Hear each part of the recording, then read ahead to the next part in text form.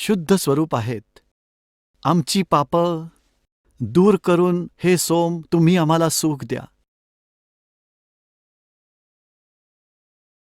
आणि प्रेमाची भावना उत्पन्न करून पवित्रता निर्माण करा. आता मी तुम्हाला दाखवतो ऋग्वेद मंडल नंबर 9 सूक्त 86चा मंत्र क्रमांक 26. यामध्ये काय आहे? हे कविरत्यो आहे. कविरत्यो इथे बघा. यज्ञ करणाऱ्या यजमानांसाठी म्हणजे यज्ञ म्हणजे धार्मिक अनुष्ठान, भक्ती. भक्ती करणाऱ्या यजमानांसाठी म्हणजेच भक्तांसाठी परमात्मा सर्व मार्ग सोपे करत त्यांच्या सर्व विघ्नांचे, संकटांचे नाश करतो, मर्दन करतो. त्यांना पवित्र करून आणि आपल्या प्रतिमेला सरळ करत तो कांतिमय परमात्मा, तो कबीर देव आहे. इथे सर्वज्ञच्या ऐवजी कबीर देव, कबीर साहब विजेप्रमाणे हालचाली करत वर्णीय पुरुषाला म्हणजे चांगल्या आत्म्याला, श्रेष्ठ भक्ताला प्राप्त होतो. आता बघा ऋग्वेद मंडल नंबर 9 सूक्त 86चा मंत्र 26 वाचला. आता 27 वाचूया. एवढंच वाचूया. जो परमात्मा द्युलोकाचे 3ऱ्या पृष्ठावर विराजमान आहे.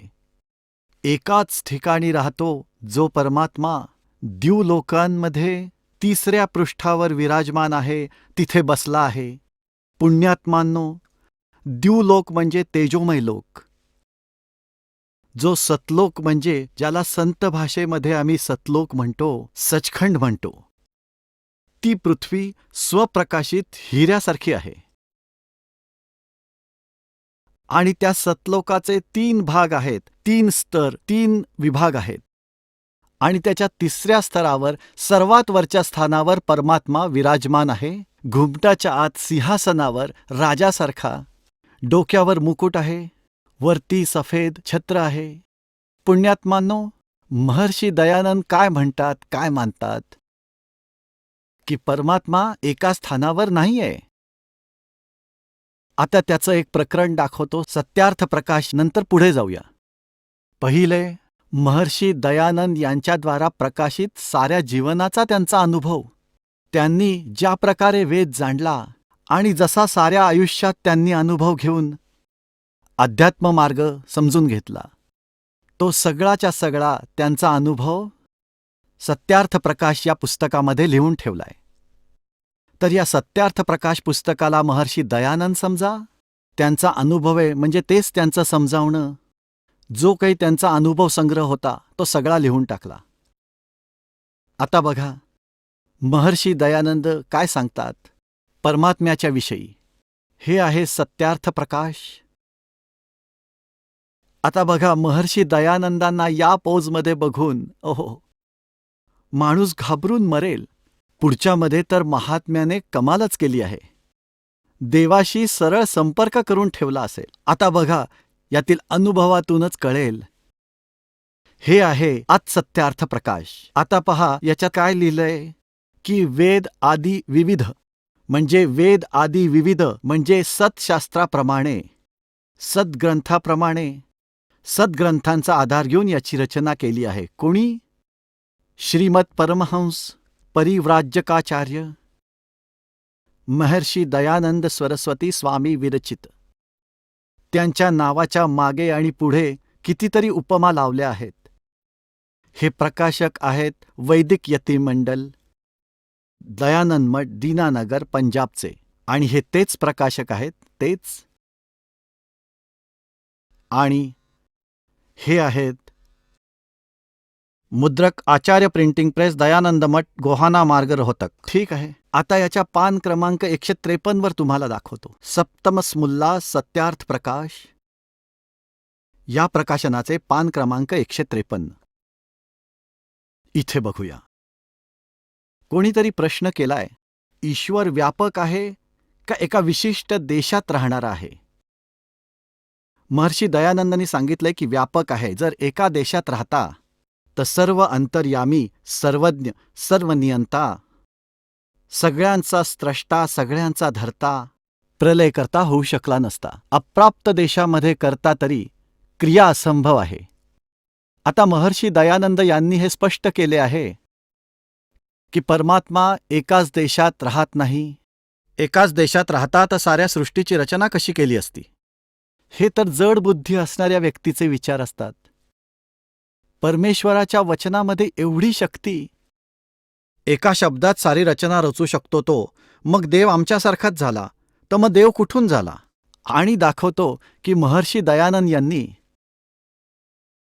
याच सत्यार्थ प्रकाशमध्ये मुसलमान धर्मातील याच गोष्टींकडे लक्ष वेधले आहे. काय तुमचा खुदा माणसासारखा आहे, जो एकाच जागी राहतो? एकाच जागी राहणारा कधी देव होऊ शकत नाही. बघा, हे आहे सत्यार्थ प्रकाश. चतुर्दशसमुल्लास, 14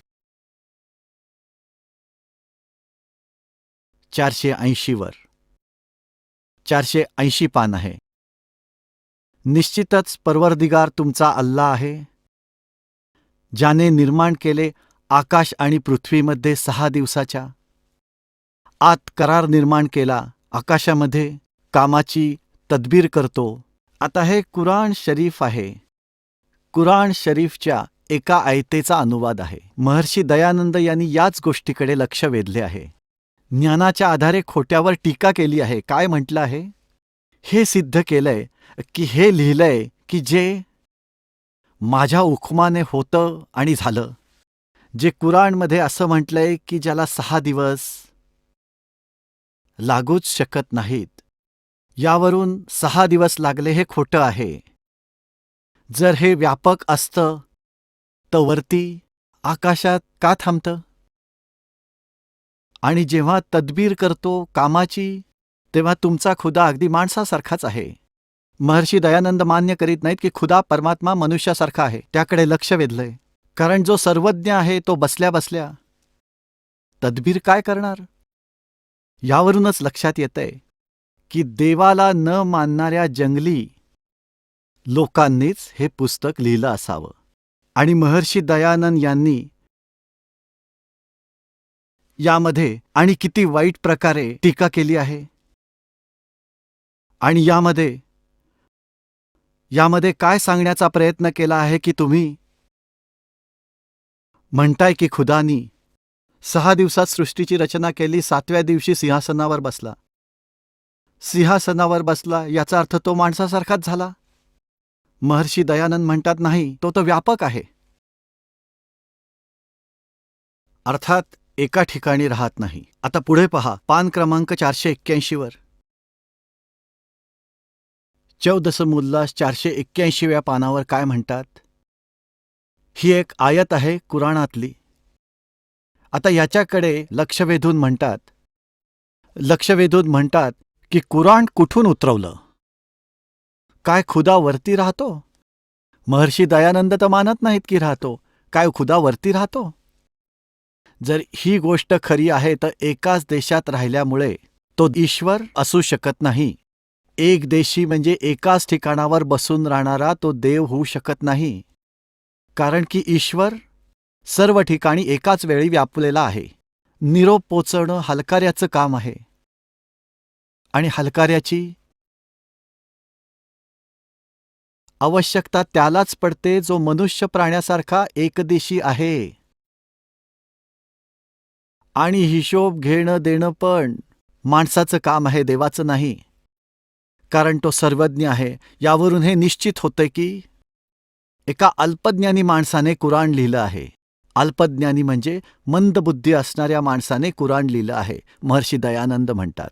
महर्षी दयानंद परमात्म्याला निराकार मानतात, एकाच देशात राहणारा नाही मानत. हे त्यांचं सत्यार्थ प्रकाश तुम्हाला परत दाखवतो. हे तेच सत्यार्थ प्रकाश आहे.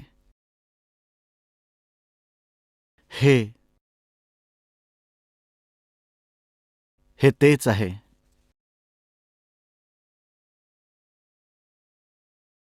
याच्या 154 पानावर 7व्या समुल्लासमध्ये 154 पानावर इथे बघा. कोणीतरी प्रश्न विचारलाय की ईश्वर साकार आहे की निराकार. महर्षी दयानंद म्हणतात निराकार. ठीक. आता महर्षी दयानंद यांच्याकडून फायनल झालं की परमात्मा निराकार आहे. तो माणसासारखा नाही आहे. तो कोणत्याही एकाच स्थानावर राहत नाही. आणि एक आनंदाची गोष्ट आहे, खुशीची गोष्ट आहे की महर्षी दयानंदजी वेदांना सत्य मानतात आणि म्हणतात, लिहिलंय त्यांनी, जे वेदामध्ये लिहिलंय ते स्वीकार्य आहे आणि वेदांच्या विरुद्ध आम्ही कोणतीही गोष्ट मानत नाही. आता तुम्हाला पुन्हा दाखवतो की वेदांमध्ये परमात्मा कसा आहे. आता सत्यार्थ प्रकाश ठेवून दिलं आणि ऋग्वेद आपण पुन्हा घेतलं. हा आहे ऋग्वेद. प्रकाशक आहेत सार्वदेशिक आर्य प्रतिनिधी सभा, महर्षी दयानंद भवन, रामलीला मैदान, नवी दिल्लीहून. या अनुवादक आहेत आर्य भाषा भाष्य. मुद्रक आहेत prince offset printers, 1510 Pataudi house, Daryaganj, नवी दिल्लीहून. हे तर आपण आधीच वाचलेलं आहे. ऋग्वेद मंडल नंबर 9 सूक्त नंबर 82च्या 1 मध्ये स्पष्ट झालंय की सर्वोत्पादक प्रभू प्रकाश स्वरूप सर्व गुणांचा वर्षाव करणारा, पाप नष्ट करणारा आणि राजासारखा 269 वर आहे आणि 270 वर आहे. राजासारखा बघण्यासारखा आहे. राजासारखा मनुष्य रूपामध्ये आहे आणि तो पृथ्वी इत्यादी सर्व लोकांमध्ये, लोकोत्तरांमध्ये शब्दमय होतो आहे. त्या वर्णीय पुरुषाला जो दृढ भक्त आहे अशा आत्म्याला पवित्र करत प्राप्त होत आहे. जशी आकाशामधली वीज स्नेह ओल असणाऱ्या ठिकाणाचा आधार घेऊन प्राप्त होते. ठीक आहे. आणि कोणत्या उद्देशाने येतो ते ऋग्वेद मंडल नंबर 9 सूक्त 82चा मंत्र 2. हे परमात्म्या उपदेश करण्याच्या उद्देशाने, म्हणजेच खरं ज्ञान देण्याच्या उद्देशाने तुम्ही महापुरुषांना भेटता आणि तुम्ही अत्यंत गतिशील पदार्थासारखे आमच्या आध्यात्मिक यज्ञामध्ये सामील होता. तुम्ही कबीर देव आहात, कबीर साहेब आहात, कबीर अल्लाह आहे, शुद्ध स्वरूप आहात. आमच्या पापांना दूर करून हे सोम तुम्ही आम्हाला सुख द्या. आता यातून काय सिद्ध झालंय की परमात्मा विजेसारख्या वेगाने, अतिशय वेगाने इथं येतो. जर सर्व व्यापक असता तर वेगाने येण्याची काय आवश्यकता होती. आता आपण जाऊया ऋग्वेद मंडल नंबर 9 सूक्त नंबर 86च्या मंत्र क्रमांक 26 वर. हे आपण वाचलंय आधी, बरोबर ना. आणि आता इथे आपण सिद्ध करतोय की परमात्मा एकाच स्थानी राहतो. ऋग्वेद मंडल नंबर 9 सूक्त नंबर 86चा मंत्र क्रमांक 27. जो परमात्मा द्यूलोकातील 3ऱ्या पृष्ठावर विराजमान असतो तिथे राहतो. म्हणजे 3ऱ्या स्तरावर सतलोकांचा जो 3रा थर आहे सगळ्यात वरचा तिथे राहतो. आणि अजून एक दाखवतो. याच ऋग्वेदातील कन्सेप्ट क्लिअर होऊन जाईल तुमचा. हे पहा, ऋग्वेद मंडल नंबर 9 सूक्त 54 आणि मंत्र नंबर 3. हे काय लिहिलंय की सूर्याप्रमाणे जगत प्रेरक हा परमात्मा सौम्य स्वभावाचा आणि जगाला प्रकाश देणारा आहे आणि सर्व लोकांना पवित्र करणारा भुवनापरी तिष्ठती संपूर्ण ब्रह्मांडाच्या ऊर्ध्व भागामध्ये म्हणजे वरच्या भागामध्ये वर्तमान आहे. यांनी वर्तमान लिहिलंय त्याऐवजी विराजमान पाहिजे होतं. तिथे बसला आहे. तिष्ठती म्हणजे बसला आहे. भुवनोपरी म्हणजे सगळ्या भुवनांच्या वर, ऊर्ध्व म्हणजे सगळ्यांच्या वर, वरच्या भागामध्ये विराजमान आहे, बसला आहे, तिष्ठती. ठीक आहे, तिथे बसला आहे. सर्व लोकांच्या वरच्या भागामध्ये बसला आहे. वरती 4 लोक आहेत. एक सतलोक, अलकलोक, अगमलोक, अकैलोक. त्या 4 लोकांमध्ये तशी 4 रूपे घेऊन परमात्मा त्यांच्या वरच्या भागामध्ये 3ऱ्या भागामध्ये बसला आहे. आता हे सिद्ध झालं. आता तर हे सिद्ध झालं की परमात्मा नर आकार आहे, माणसासारखा दिसणारा आहे आणि तो कबीर देव आहे, एका स्थानी राहणारा आहे. आणि दाखवतो तुम्हाला. ह्याच ऋग्वेद मंडल नंबर 9 सूक्त नंबर 96 च्या मंत्र क्रमांक 16 पासून 20 पर्यंत एक विशेष निर्णायक ज्ञान आहे. त्यात काय लिहिलंय, त्यामध्ये प्रश्न केलाय. त्याच्यात प्रश्न केलाय बघा, ऋग्वेद मंडल नंबर 9 सूक्त नंबर 96 मंत्र क्रमांक 16. हे परमात्मा, सर्वोपरी रहस्य, श्रेष्ठ नाम, हे नाम आहे संस्कृतमध्ये. गुह्यम चारू नाम, चारू म्हणजे श्रेष्ठ, गुह्यम म्हणजे गुप्त, नाम म्हणजे नाव लिहायचे जे तुमचं नाव आहे. तुम्ही आम्हाला त्याचं ज्ञान द्या. आपलं जे वास्तविक ज्ञान आहे, गोपनीय जे गुप्त नाव आहे, त्याचं आम्हाला ज्ञान द्या. आता हे सांगा, कोणतं नाव आहे तुमचं? आता ऋग्वेद मंडल नंबर 9 सूक्त नंबर 96च्या मंत्र 17 मध्ये परमेश्वराने या प्रश्नाची उकल केली आहे. नाव सांगितलंय देवानी, काय नाव आहे? वेद ज्ञानदाता सांगतोय. आता मंडल नंबर 9 सूक्त नंबर 96 मंत्र 16 आणि याचा मंत्र नंबर 16 आपण बघितला. आपलं नाव काय आहे? तुमचं जे श्रेष्ठ नाम आहे, हे नाव नावातच लिहायचं होतं, त्याच्याबद्दलचं ज्ञान आम्हाला सांगा. इथं पहा. आता हा 17 नंबर मंत्र आहे. ह्याच्यात शिशुम जगानम हरंती मदंती शुभंती वहीनम मरुतो गवेन कवीरगिरभी काव्यन्या कवी संत सोम पवित्रती रेभम. यामध्ये हा शिशु शब्द आलाय. आता हा शिशु शब्द या ठिकाणी इथे कसा आहे, याचं परमात्म्याने सांगितलंय की वेद मेरा भेद है और मैं ना वेदन के माही और जौन वेद से मैं मिलूं, ये वेद जानते नहीं. आता असं आहे की जेव्हा शिशु रूप धारण करून तो परमात्मा प्रगट होतो, 3 स्थितीमध्ये आपलं रक्षण करतो. एका स्थितीमध्ये परमात्मा द्यूलोकांमध्ये 3ऱ्या स्तरावर एखाद्या राजासारखा सिंहासनावर विराजमान आहे. त्याच्या शरीरावर एका रोमामध्ये करोडो सूर्य, करोडो चंद्र, एका रोमामध्ये एवढा प्रकाश आहे. आणि दुसऱ्या स्थितीमध्ये ते प्रत्येक युगामध्ये एक लीला करतात, तिकडून धावत इकडे येतात, शिशुरूप धारण करून एका कमळाच्या फुलावर, सरोवरामध्ये, तलावामध्ये प्रकट होतात. तिथून संतानहीन दाम्पत्य त्यांना घेऊन जाते आणि मग त्या नवजात शिशूच्या रूपात प्रकट झालेल्या परमात्म्याच्या संगोपनाच्या लीला कुमारी गायींकडून होते. आणि ही लीला केलीये कुणी? आणि त्याचं वेदांमध्ये पण प्रमाण आहे की ज्या परमात्म्याने ही लीला करून ठेवलीये. मग परमात्म्याला समजण्यामध्ये वेळ नाही लागत. जे वेदांना सत्य मानतात त्यांच्यासाठी वेद बरोबरच आहेत, आम्हीही मानतो. आणि वेदांमध्ये जी लीला आहे ईश्वराची, ज्या ईश्वराने ती केली आहे, मग तो देवच आहे. मग देव तर तोच आहे.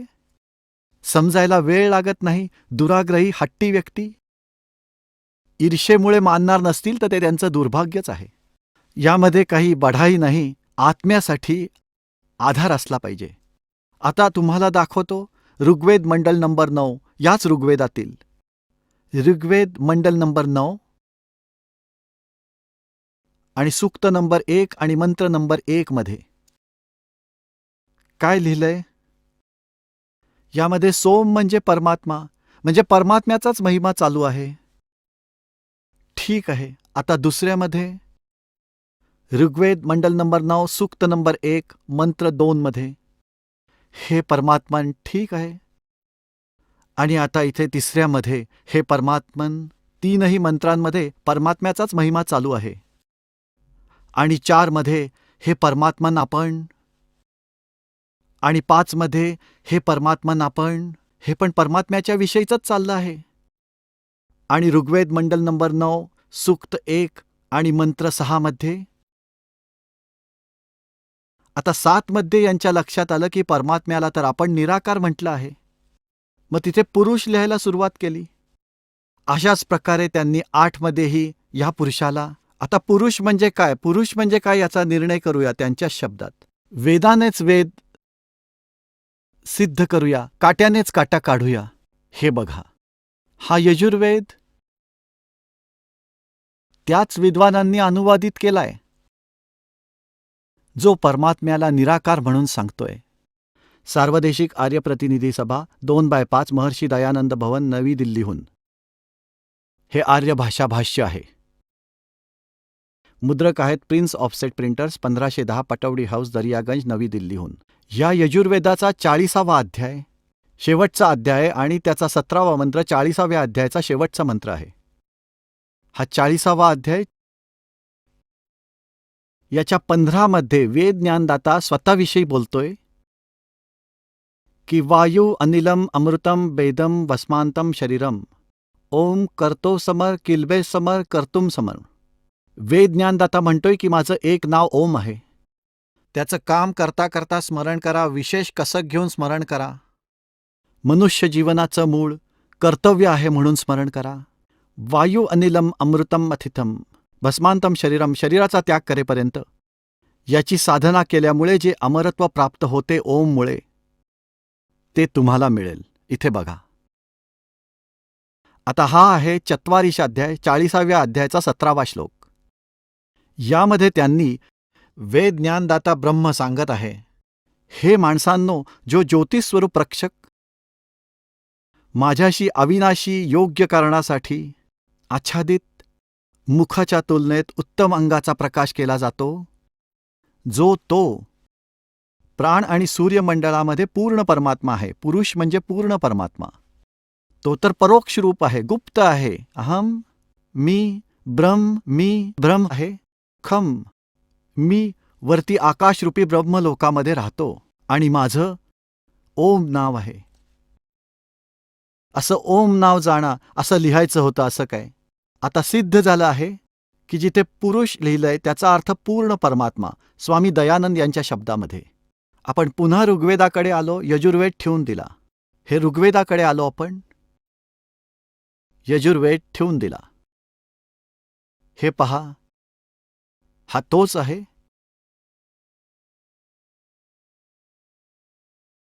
आता आपण याच्या ऋग्वेद मंडल नंबर 9 सूक्त 1च्या 6 पर्यंत परमात्मा लिहित राहिले. 6व्या मंत्रामध्ये आणि 7व्यामध्ये लक्षात आल्यावर पुरुष लिहिलं आणि 8व्यामध्ये पण पुरुष लिहिलंय. इथे लिहिणार की त्या पूर्ण परमात्म्याला, पुरुष म्हणजे पूर्ण परमात्म्याला उग्रगती प्रेरित करते आणि भासमान शरीराला, तेजोमय शरीराला तो पुरुष म्हणजे तो परमात्मा प्राप्त होतो. पुढे पाहूया.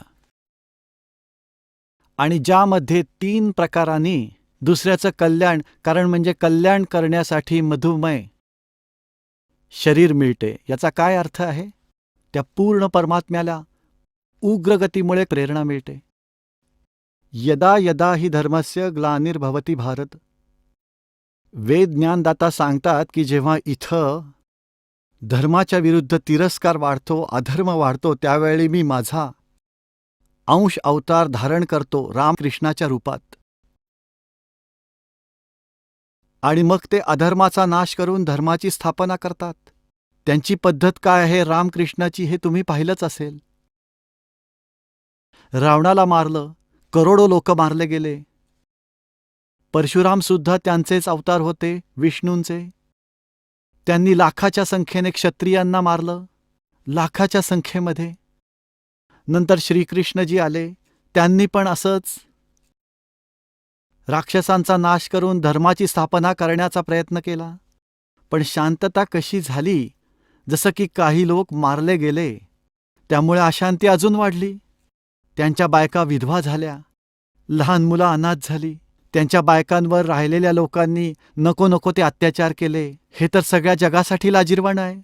तर ही तर पद्धत आहे ती काल ब्रह्मने पाठवलेल्या त्यांच्या भगवानांची, पुत्रांची. आणि आता तो पूर्ण परमात्मा शांती स्थापना कशी करतो? तो ज्ञानाने, तो स्वतः येतो आणि सर्वांना ज्ञान देतो, जसं इथे लिहिलं आहे की त्या परमात्म्याला उग्र गती म्हणजेच भयंकर परिस्थिती जेव्हा पृथ्वीवर तयार होते त्यापासून तो प्रेरित होतो आणि मग तो एका हलक्या तेजपुंज रूप घेऊन इथे प्रकट होतो. त्या परमात्म्याचं शरीर 3 स्थितीमध्ये आहे. एक तर तुम्हाला सांगितलं सतलोकामध्ये राहतो, राजासारखा सिंहासनावर बसलाय, डोक्यावर मुकुट आहे, वर छत्र आहे. वेद पण सांगतात की ज्या महापुरुषांना ईश्वर भेटला त्यांना घेऊन गेला आणि परत सोडलं. त्यांनी पण हेच सांगितलं. अरस कुरुस पर समेत गुमत जाए, जहाँ परमेश्वर का डेरा, सवेत सतर सिर मुकुट विराजे, और देखत ना उस चेहरे नु. एक स्थिती तिथे असते की जिथे सतलोकामध्ये परमात्मा राहतो, राजासारखा सिंहासनावर बसलाय. त्याच्या एका रोमामध्ये करोडो सूर्य, करोडो चंद्र, इतकं तेज आहे, इतकं तेज आहे. त्या रूपात त्या लोकातून या लोकात येतात तर आम्ही बघू नाही शकत. आमची दृष्टी कमी पडते. म्हणून परमात्मा कमी तेजपुंज रूपात साध्या रूपामध्ये येतो.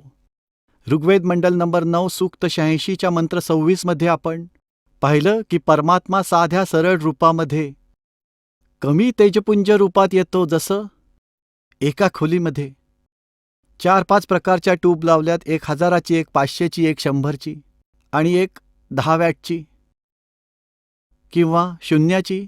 जेव्हा खूप प्रकाशाची आवश्यकता असेल तेव्हा सगळ्या चालू करा. जेव्हा आवश्यकता असेल तेव्हा सर्व बंद करून एक 0चा बल्ब चालू ठेवला, गरजेप्रमाणे प्रकाश मिळेल. जेवढी आवश्यकता असेल तेवढा प्रकाश मिळेल. तसंच परमात्मा आपल्या शरीराचं तेज हलकं करतो, कमी करतो आणि तिथून इथं येतो. आता दुसरी स्थिती तुम्हाला सांगितली की नवजात शिशूच्या रूपामध्ये कमळाच्या फुलावर प्रत्येक युगामध्ये एक लीला करतो अशी, आणि सरोवरामध्ये कमळाच्या फुलावर येतात, ज्यामुळे पाण्यावर विराजमान झाल्यामुळे परमात्म्याला नारायण म्हणतात. नार म्हणजे पाणी, त्यावर विराजमान झाल्यामुळे परमात्म्याला नारायण म्हणतात. आणि तिथून निस्संतान दाम्पत्य त्यांना घेऊन जातं. आणि तिसऱ्या स्थितीमध्ये परमात्म्यांना जेव्हा वाटेल एखाद्या साधूच्या किंवा ऋषीच्या रूपात येऊन आणि महात्म्याच्या रूपामध्ये प्रगट होतो आणि चांगल्या आत्म्यांना मिळतो. त्यांना मग ज्ञान देतो, ज्ञानाशी त्यांचा परिचय करून देतो. आता दुसऱ्या स्थितीमध्ये तो परमात्मा लहान बालकाच्या रूपामध्ये येतो, दुसऱ्या प्रकारच्या लीला करत. तर त्याचं प्रकरण बघूया. जेव्हा तो परमात्मा शिशुरूप धारण करून येतो आणि त्याला निस्संतान दाम्पत्य कमळाच्या फुलावरून उचलून नेतं, तेव्हा त्यांच्या संगोपनाचं सगळं काम कुमारी गायी करतात. तो पूर्ण परमात्मा असतो जो अशा लीला करतो, हे वेदामध्ये सांगितलं आहे. ऋग्वेद मंडल नंबर 9 सूक्त 1चा मंत्र 8 आपण वाचलाय. आता 9वा वाचूया. इमम म्हणजे त्याचं.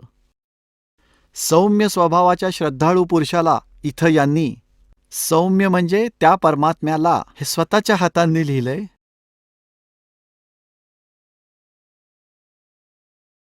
हे पहा, याच्या प्रथम मंत्रामध्ये सोम म्हणजे परमात्मा. या प्रथम मंत्रामध्ये सोम म्हणजे सौम्य स्वभावाचा परमात्मा. ठीक आहे, याच परमात्म्याचा विषय चाललाय. चालता चालता आपण 9व्या श्लोकाकडे आलो. ऋग्वेद मंडल नंबर 9 सूक्त 1चा मंत्र 9वा. यामध्ये पण शिशु शब्द आहे. इथे लिहिलंय की ते सोम म्हणजे परमात्म्याला, परमपुरुषाला, अमर पुरुषाला, जो शिशु रूपामध्ये प्रकट होतो त्याला सर्व प्रकारच्या अधन्य म्हणजे बिनाधनाई है, गायी तृप्त करतात. आता अधन्याचा अर्थ होतो, जसं आमच्या स्थानिक भागामध्ये हरियाणामध्ये ज्या गायीने अजून दूध दिलेलं नाहीये तिला म्हणतात ही बिनाधनाई आहे. अधन्य म्हणजे बिनाधनाई म्हणजे जिला अजून बैलाने स्पर्श केलेला नाहीये, जी गर्भवती नाहीये.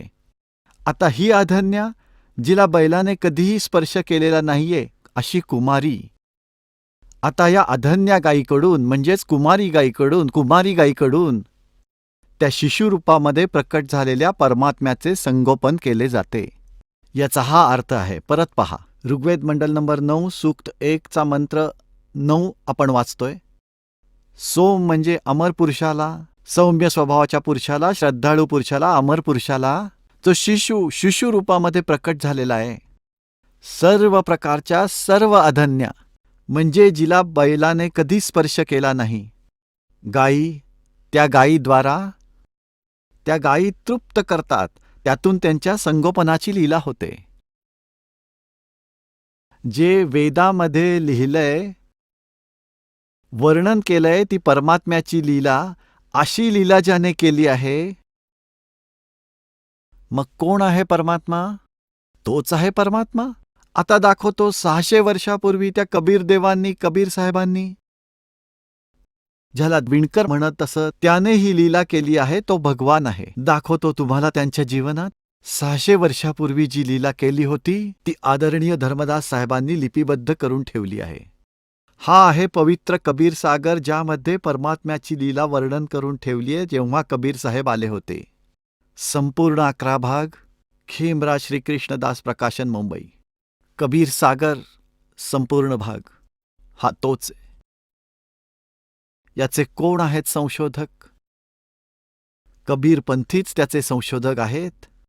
कबीरपंथी भारत पथिक स्वामी युगलानंद विहारी यांनी तयार केलेलं हे त्याचे मुद्रक आणि प्रकाशक आहेत. खेमराज श्रीकृष्णदास, अध्यक्ष, श्री व्यंकटेश्वर प्रेस, खेमराज श्रीकृष्णदास मार्ग, मुंबई. याचं थोडंसं तोंडी सांगतो, यानंतर तुम्हाला अगदी सहजपणे कळेल. परमात्मा 600 वर्षापूर्वी या कलियुगामध्ये सन 1398 संवत 1455 ज्येष्ठ पौर्णिमेला सचखंडमधून, सतलोकांमधून इथे आले होते. ब्रह्ममुहूर्तावर कमळाच्या फुलावर शिशुरूप धारण करून विराजमान झाले होते. हे प्रत्यक्ष पाहणारे एक अष्टानंद नावाचे ऋषी होते, जे त्याच सरोवरावर रोज स्नानासाठी यायचे. उन्हाळ्याचे दिवस होते आणि तिथेच बसून आपली साधना, आपल्या गुरूंकडून प्राप्त झालेली साधना करायचे. ते साधना करण्यामध्ये व्यस्त होते, प्रयत्न करत होते. याच वेळी ब्रह्ममुहूर्त म्हणजे सूर्योदयाच्या 1.5 तास आधी आकाशामधून एक प्रकाशाचा गोळा आला. अष्टानंदजींनी पाहिलं की एवढा तीव्र प्रकाश कसा येतोय एवढ्या वेगाने. त्यांचे डोळे दिपले, बंद झाले. जसं आपण सूर्याकडे बघितल्यावर डोळे बंद होतात आणि सूर्याचा प्रकाशरहित आकार दिसतो, अगदी त्याच प्रकारे जेव्हा अष्टानंदाजींनी त्या प्रकाशाच्या गोळ्याकडे पाहिलं, त्यांचे डोळे बंद झाले. ते सहन नाही करू शकले आपल्या डोळ्यांनी. डोळे बंद झाल्यावर त्यांनी काय पाहिलं की एक शिशुरूप दिसतंय, त्याचाच प्रकाश होता तो बालकासारखा दिसत होता. त्याच्या डोळ्यासमोर जसं चमकायला लागलं, ज्याप्रमाणे सूर्य कडे बघून आपण दुसरीकडे बघायला लागलो तरी त्याचा प्रकाशरहित आकार नक्कीच आपल्यासमोर, त्याच्या प्रतिभेच्या रूपात आपल्यासमोर दिसत राहतो. तसंच त्याचं झालं आणि काही वेळानंतर तो प्रकाश एका ठिकाणी लुप्त झाला, त्या तलावाच्या काठावर. अष्टानंदजींनी विचार केला की माझ्या गुरुजींना विचारीन की हा माझ्या भक्तीचा प्रभाव आहे का मला काही भ्रम होतोय. त्यांचे गुरु स्वामी रामानंदजी ब्राह्मण महर्षी होते. वेद, गीता आणि पुराणांचे मर्मज्ञ मानले जायचे. त्यांना जेव्हा विचारलं की भगवान, आज मी असा आकाशातून प्रकाशाचा गोळा बघितला, माझे डोळे ते सहन नाही करू शकले. डोळे बंद झाले तर एक बालक दिसू लागलं, शिशु, आणि थोड्याच वेळाने तो प्रकाश कमळाच्या फुलावर म्हणजे एका सरोवरामध्ये लुप्त होताना दिसला. आता जसं त्या ऋषींना ज्ञान होतं, स्वामी रामानंदजींना आपल्या शिष्यांचं समाधान अशा प्रकारे केलं की बेटा, वरच्या लोकातून अवतारी शक्ती येत असतात, अवतारगण येतात, तेव्हा त्यांची अशीच ओळख पटत असते. तारा तुटल्यासारखं दिसतं. इथंच कुठेतरी आईच्या गर्भातून जन्म घेतील. त्यांना तेवढं ज्ञान होतं की त्यांचे भगवान आईच्या गर्भातूनच जन्म घेऊन आले होते. पण हा परमात्मा संपूर्ण जगाचे जनक आहेत, सर्वोत्पादक आहेत. ते कोणा आईच्या पोटी जन्मत नाहीत. ते स्वतः येऊन प्रकट झाले. तर निरुनिमा नावाचे ते पहिले गौरीशंकर नावाचे ब्राह्मण होते. आणि सरस्वती त्यांची पत्नी होती. ते शंकराचे पुजारी होते, खूप इमानदार ब्राह्मण होते. कथा सांगायचे, कोणाला भ्रमित नाही करायचे. जे पैसे यायचे दक्षिणेचे त्यावर आपला निर्वाह चालवायचे. आणि त्यातून जे पैसे वाचायचे ते धर्मासाठी वापरायचे. ते कोणाला भ्रमित नाही करायचे. चुकीचा मार्ग दाखवून फसवायचे नाहीत. त्या भागामध्ये त्यामुळे ते सर्वाधिक प्रशंसेचे पात्र झाले होते. त्या कारणाने इतर ब्राह्मण त्यांच्याशी ईर्षेने वागायचे, कारण ह्यांनी आमची रोजीरोटी घालवली. ह्या गोष्टीची मुसलमान लोकांना माहिती होती की हिंदू धर्माचा प्रसार गौरीशंकर ब्राह्मण करत आहेत. आणि त्यांना हे पण माहीत होतं की इतर त्यांचे जे ब्राह्मण गुरु आहेत, ज्यांच्या मागे सारं जग लागलेलं आहे, ते जास्त करून यांच्या विरोधात आहेत, यांच्याशी ईर्ष्या करतायत.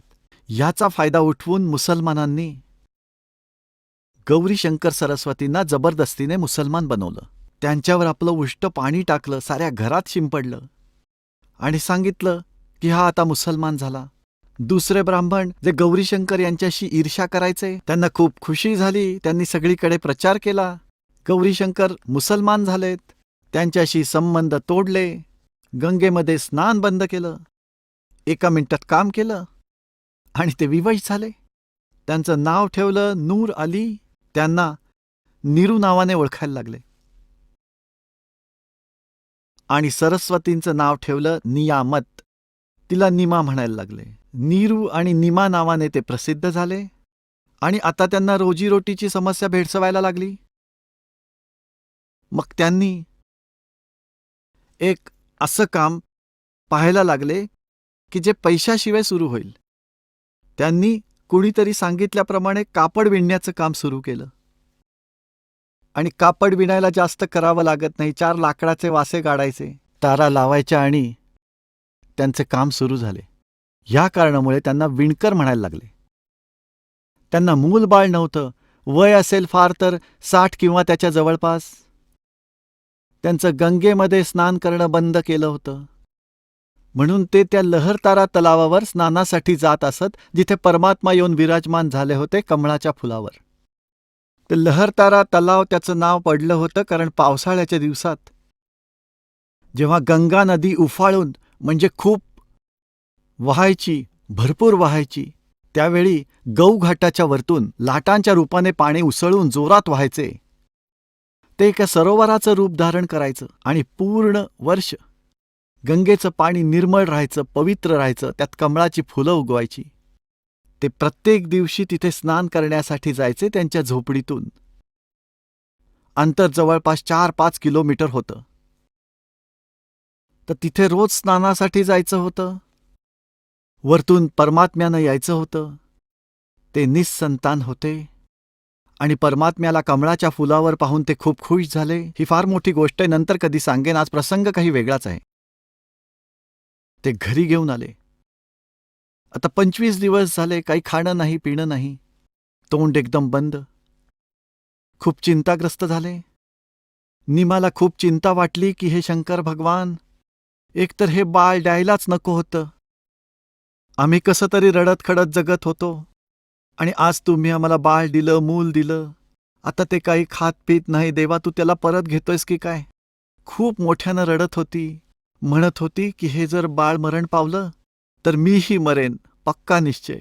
मग देवाने विचार केला की म्हातारी उगाच मरायची. शंकरांना प्रेरित केलं शिवमंडलातून, शिवलोकातून एक साधू रूप घेऊन आला आणि म्हणाला, माई का रडतेस? कारण विचारलं, सांगितलं. साधूच्या रूपात आलेल्या शंकराने म्हटलं, दाखव तुझं बाळ कुठे आहे?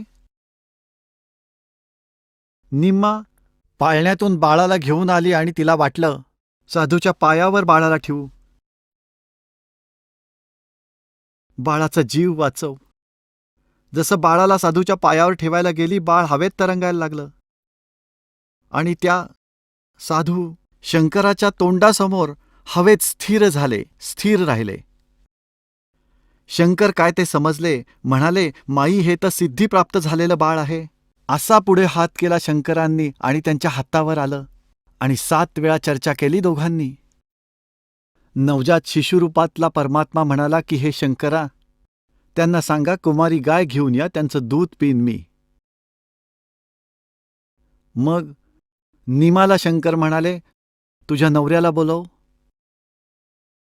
एक कुमारी गाय घेऊन ये आणि कुंभाराकडून एक कोरं मडकं, एक मटका घेऊन ये. असंच केलं गेलं. नंतर म्हणाले भगवान 25 दिवसाच्या वयामध्ये की महात्माजी, आपण यांच्यावर थपकी मारा, गायीच्या कमरेवर. गाय दूध देईल. शंकराने थपकी मारली आणि लांब लांब स्तन झाले. कोरं भांडं खालती ठेवलं होतं, त्यात दूध पटापट भरायला लागलं. धार चालू झाली आणि भांडं भरल्यावर थांबली. मग ती गाय रोज दूध द्यायला लागली, कुमारी गाय. आता पुण्यात्म्यांनो, ही लीला कोणी केली? जे वेद सांगतात की जो ही लीला करतो तो शिशुरूपात प्रकट होतो. उग्रगती त्याला प्रेरणा देत असते. जेव्हा हाहाकार माजला होता तेव्हा 600 वर्षापूर्वी आले होते परमात्मा. अशी शांती केली होती की आतापर्यंत ती टिकून आहे. आता ह्या 50 वर्षापासून परत खळबळ उडाली आहे, हाहाकार माजलाय. एक माया दिसायला लागली आहे सगळीकडे. किती जुलूम वाढलाय, हाहाकार माजलाय. आता धर्माची पुन्हा स्थापना होणार आहे या दासाच्या माध्यमातून आणि परत शांती होईल. मग त्यावेळी परमात्मा जे आले होते 600 वर्षापूर्वी, ही लीला केली होती आणि लिपिबद्ध केली होती 600 वर्षापूर्वीच. आजची नाही आहे ही. आणि मग त्यातून सहजपणे लक्षात येईल की देव कोण आहे, ज्याच्याबद्दल वेद पण सांगतात आणि ती लीला करून ठेवली आहे. हे बघा, हे कबीर सागर संपूर्ण 11 भाग, खेमराज श्रीकृष्ण दास प्रकाशन, मुंबई.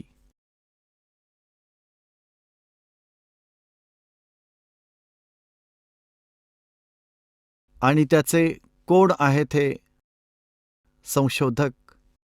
कबीरपंथी भारत पथिक स्वामी युगलानंद विहारी यांच्याद्वारा परिष्कृत.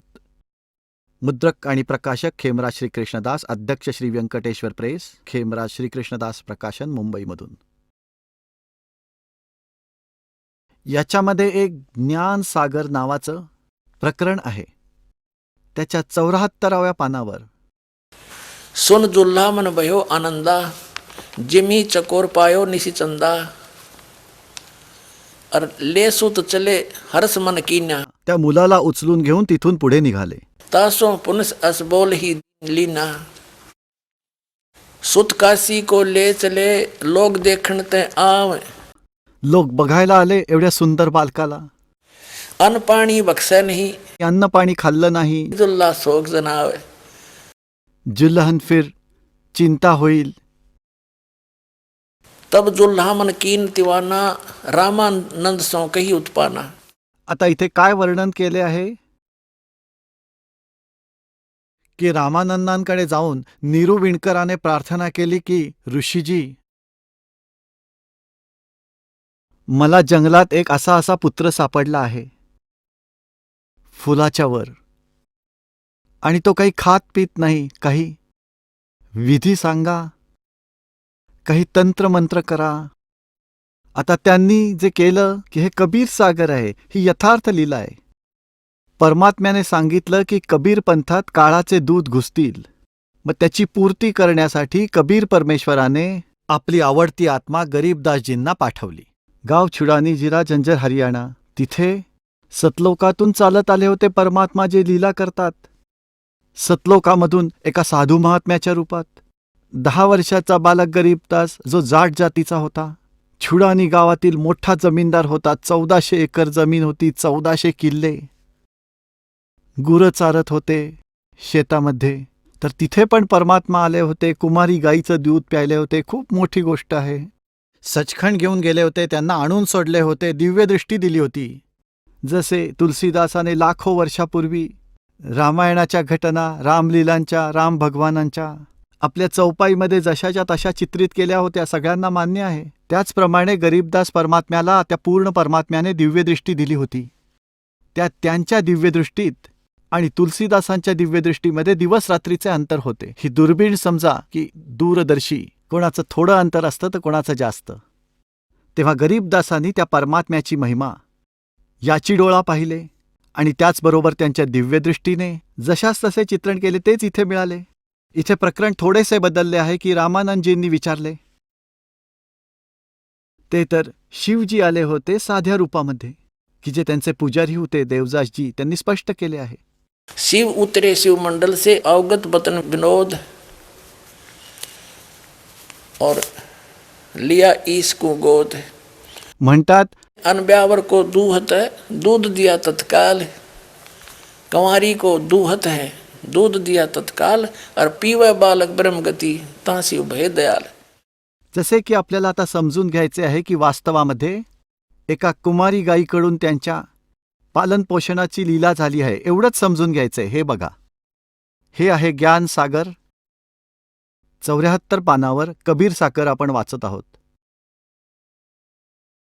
ते म्हणतात, तब जुल्हा मन कीन तिवाना रामानंद सो कही उत्पाना. मैं सुत पायो बड़ा गुणवंता कारण कौन बखे नहीं संता. हे महात्माजी काय कारण आहे की हा काही खात नाही.